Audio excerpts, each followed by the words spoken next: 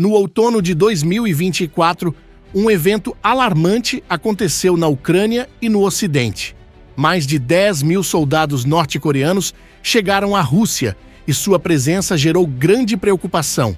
Não eram soldados comuns, mas tropas conhecidas por sua disciplina rígida e obediência absoluta. Eles estavam prontos para reforçar o exército russo em sua guerra hesitante. No entanto, o verdadeiro choque não foi a presença dos 10 mil já deslocados, mas a ameaça por trás deles. Relatórios indicavam que até 100 mil soldados norte-coreanos poderiam ser enviados ao campo de batalha. Imagine ondas intermináveis de combatentes implacáveis dispostos a seguir ordens sem questionar. Um exército assim poderia fortalecer as tropas russas e mudar o rumo da guerra. Mas quando chegou o momento do primeiro teste real desses soldados no conflito, algo inesperado aconteceu.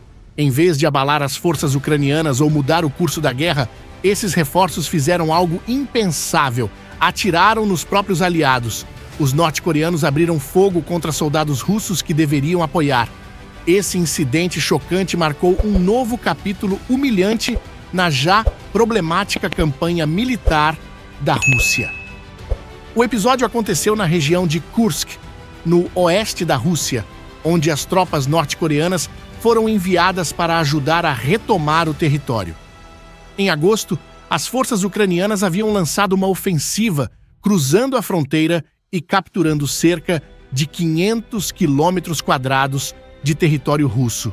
Em resposta, a Rússia iniciou uma contraofensiva em setembro, conseguindo recuperar cerca de 40% das terras até novembro, com a suposta ajuda dos soldados norte-coreanos. No início, porém, essas tropas não foram enviadas diretamente para o campo de batalha.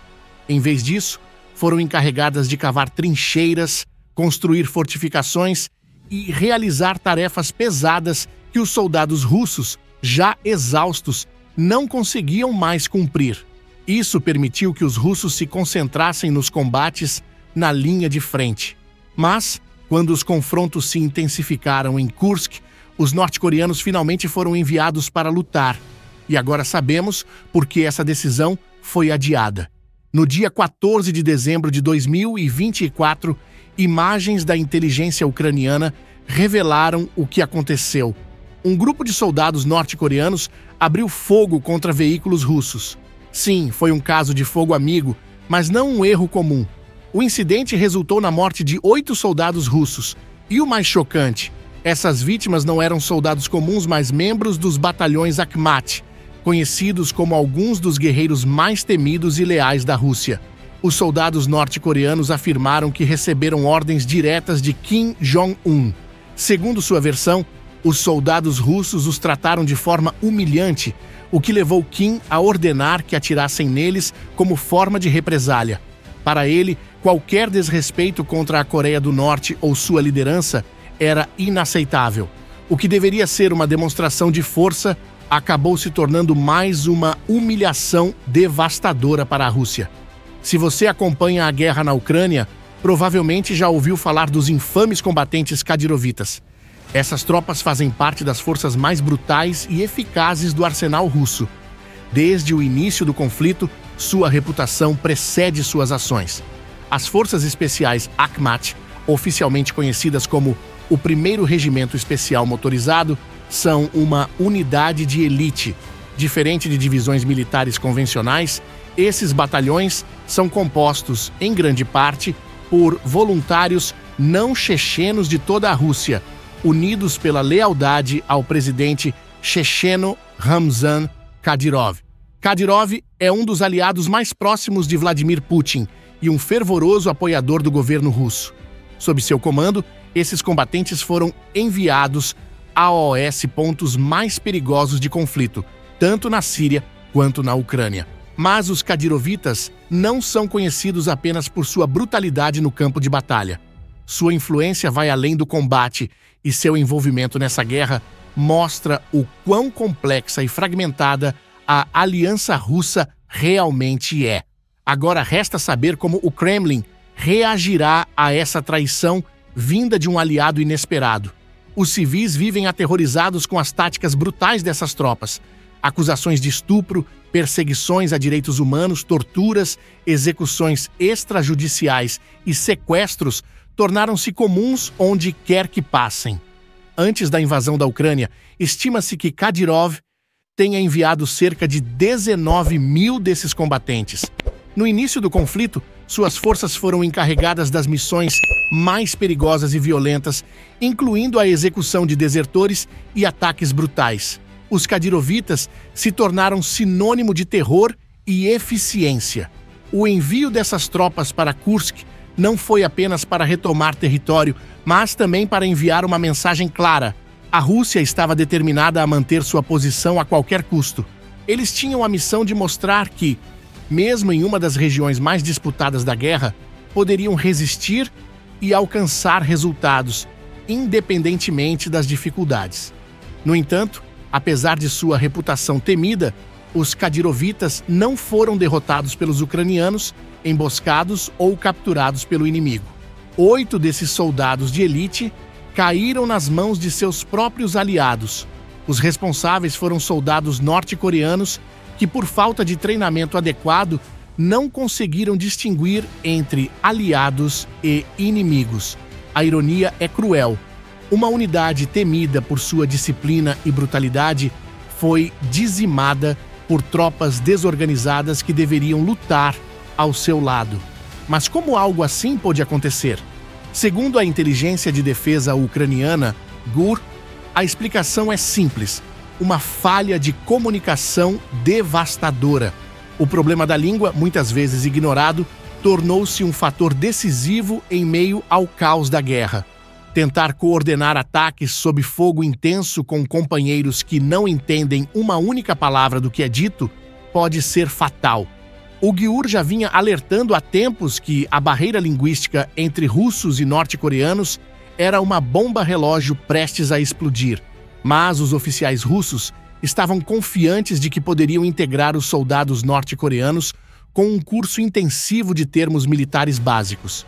Foram ensinadas cerca de 100 frases-chave, incluindo comandos como atirar, lançar e retornar à posição. No entanto, um detalhe essencial parece ter sido esquecido: não atire nos seus próprios homens. É curioso como o básico muitas vezes é negligenciado. Os soldados norte-coreanos não apenas tiveram dificuldades com o jargão militar, mas também com ordens simples. Essas instruções não eram meras formalidades, mas diretrizes que significavam a diferença entre a vida e a morte. Não surpreende que o deputado sul-coreano Seon Kon tenha classificado essa barreira linguística como um pesadelo. A incapacidade das tropas norte-coreanas de compreender até mesmo os comandos mais básicos tornou o desastre inevitável. A verdadeira surpresa não foi que algo deu errado, mas que isso não tenha acontecido antes. Relatórios indicam que as forças norte-coreanas começaram a atuar na Ucrânia em novembro de 2024, auxiliando fuzileiros navais e forças aerotransportadas russas em Kursk. Dada sua clara falta de preparo, é quase um milagre que um desastre imediato não tenha ocorrido antes, ou pelo menos não tenha vindo à tona. O especialista em defesa norte-coreana Joseph S. Bermudez, do Centro de Estudos Estratégicos e Internacionais, não se surpreendeu com os acontecimentos. Em sua análise, ele explicou a situação de forma direta.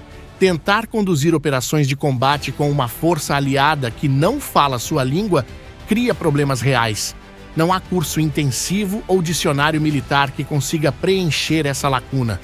Esperar que 2 exércitos sem um idioma comum ou entendimento cultural coordenem suas ações de forma eficaz no campo de batalha era uma ilusão. Mas a barreira linguística foi apenas uma das muitas falhas dessa aliança disfuncional. Desde o início, essa cooperação estava fadada ao fracasso.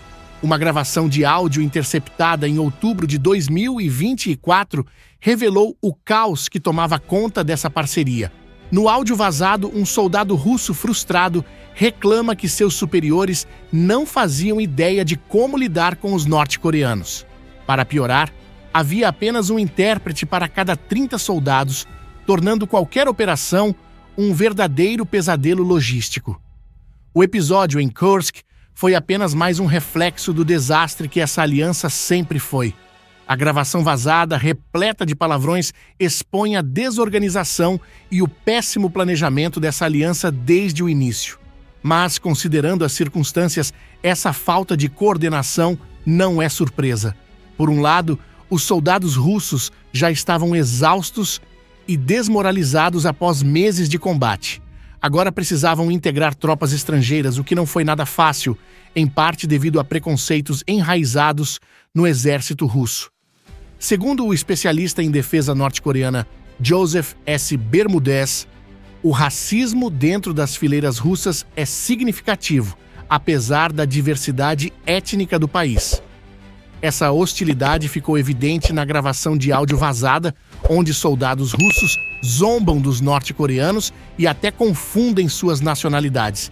Uma clara falta de respeito e camaradagem. Mas, diante desse cenário, podemos realmente culpá-los? Afinal, estavam recebendo recrutas mal treinados, sem experiência real de combate e com habilidades questionáveis. Resumindo, a parceria entre Rússia e Coreia do Norte estava fadada ao fracasso, não apenas pelos obstáculos operacionais, mas também pelas profundas diferenças culturais e pelo ressentimento mútuo. O que deveria ser uma demonstração de força virou um espetáculo de desorganização. Desde o início, as tropas norte-coreanas foram vendidas aos russos como forças de elite, supostamente escolhidas a dedo pelo próprio Kim Jong-un. Relatórios iniciais alegavam que eram membros da lendária Unidade de Assalto, a principal força especial da Coreia do Norte. Esses soldados passam por um treinamento rigoroso para missões de alto risco, como infiltração, sabotagem e assassinatos. São preparados para suportar dor, tortura física e pressão psicológica extrema. No papel, são uma força altamente letal e resistente. Mas havia um problema. Apenas uma pequena parte desses soldados realmente fazia parte da unidade de elite. E, segundo um desertor norte-coreano, é quase certo que os melhores não foram enviados para a Rússia. Isso levanta uma questão. As forças especiais não deveriam ser compostas pelos melhores dos melhores? A resposta é sim e não. Embora a unidade de assalto seja considerada uma força de elite, ela não opera como grupos pequenos e altamente especializados, como os SEALs da Marinha dos Estados Unidos ou o SES britânico. Pelo contrário, estima-se que tenha entre 40 mil e 80 mil soldados, tornando-se uma força grande e diversificada. Isso significa que, embora esses soldados sejam mais preparados do que o militar norte-coreano comum, suas habilidades variam bastante. Ou seja, o que a Rússia recebeu não foi um grupo imbatível de especialistas, mas uma mistura de soldados que, para os padrões norte-coreanos, eram considerados elite. Na prática, os norte-coreanos estavam longe de serem guerreiros lendários. Além disso, a maioria das tropas enviadas à Rússia veio de unidades militares regulares. Embora fossem extremamente leais e doutrinados, faltava-lhes um fator crucial: experiência real de combate. Para falar sem rodeios, enviar esses soldados para a linha de frente da guerra russo-ucraniana era o mesmo que mandar cordeiros para o abate. Mas como um exército com 1.300.000 soldados ativos pode estar tão despreparado para a guerra? A resposta está na história. A última vez que a Coreia do Norte entrou em combate foi há 70 anos na Guerra da Coreia. Desde então, as tropas norte-coreanas foram enviadas ao exterior apenas em missões limitadas e sem impacto significativo. Na Guerra do Vietnã, por exemplo, a Coreia do Norte enviou um contingente mais menos de 100 soldados participaram diretamente dos combates. O mesmo ocorreu durante a Guerra de Yom Kippur. Esse longo período sem batalhas reais fez com que, apesar do treinamento intensivo, os soldados norte-coreanos simplesmente não tivessem experiência prática em combate moderno. Isso explica por que, ao invés de serem uma força devastadora no campo de batalha, tornaram-se um peso para as tropas russas. A Coreia do Norte já enviou tropas para conflitos antes, mas em números reduzidos. O envio de mais de 10 mil soldados para a Rússia marca uma das maiores operações militares norte-coreanas no exterior em décadas. No entanto, sua falta de experiência os tornou um grande problema. Especialistas como Mark Kanin, do CSIS, descrevem o exército norte-coreano como altamente doutrinado, mas mal preparado. Mesmo as unidades de elite carecem de experiência real em combate moderno. A rígida disciplina não compensa décadas sem batalhas. Essa inexperiência não só reduz sua eficácia, como os transforma em um peso para a Rússia, que já enfrenta dificuldades. O alto número de baixas já era esperado, e o recente fogo amigo, onde mataram seus próprios aliados, não será o último erro dessa desastrosa operação. Alguns argumentam que treinamento rigoroso pode compensar essa falta de experiência. Mas será suficiente? As tropas de assalto passam por treinos extremos, mas nada os prepara para drones, mísseis e armas avançadas que os ucranianos dominam. Além disso, a maioria dos militares norte-coreanos nunca viu combate real. Seu serviço militar, que dura 10 anos, é mais focado em trabalho forçado do que em preparação para a guerra. A Rússia tentou treiná-los em bases militares, mas nenhum curso intensivo pode substituir anos de experiência. Outro problema crítico é a falta de familiaridade com o armamento moderno. No papel, parecem bem equipados, mas não sabem usar suas próprias armas de forma eficaz. Também receberam equipamentos avançados como óculos de visão noturna e sensores térmicos, mas sua inexperiência os torna inúteis no campo de batalha.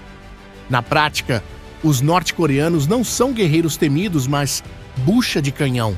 Relatórios indicam perdas crescentes e esforços russos para esconder essas mortes, incluindo queima de corpos para apagar evidências.